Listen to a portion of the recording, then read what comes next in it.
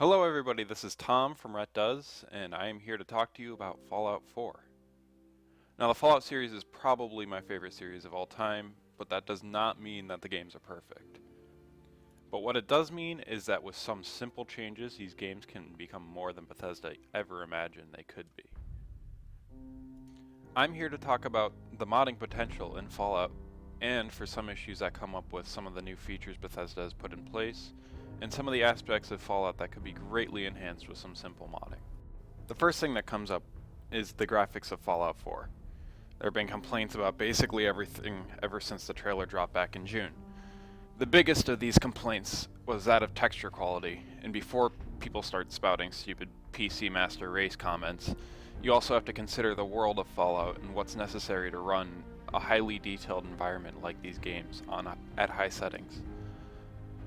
This is an issue for any PC or console. It's hard to max out Fallout and maintain a perfect 60 FPS benchmark, but it's not hard to run at 30 FPS, which is pretty much the game standard of today. But back to textures.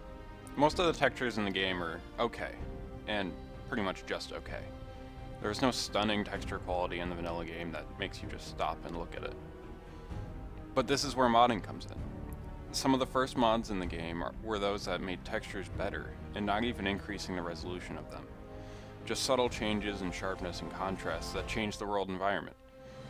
This is really important to the feel of the game, and to how the game is really received with modding. And you have to keep in mind, a lot of these mods that change the graphics aren't to stretch the possibilities of our graphics cards. It's solely to fill in a gap where Bethesda kind of lacked. It's to change the feeling of the game and make it darker or brighter or some other feeling than Bethesda made it. What Bethesda really did great in this game was the implementation of their new volumetric lighting system, which is miles better than what it was in Fallout 3 or Skyrim. The lighting offers a solid base for more preference-based tweaks and changes to the environments of Fallout 4. There are already mods that tweak the lighting and make it have a different feeling than what vanilla Fallout 4 has. As for the rest of the looks of Fallout 4, a lot of it is still going to be based on preference. The game is a very stylized environment, and it's kind of subjective to each person. But with more modding and more time, really, the game can be something completely different from the original, just like Skyrim was after modding. And that's really my thoughts on Fallout 4's graphics and how they're going to be affected by modding.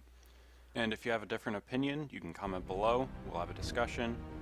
But in the next video, I'm going to be talking about gameplay, and after that, I'm going to be talking about the world of Fallout.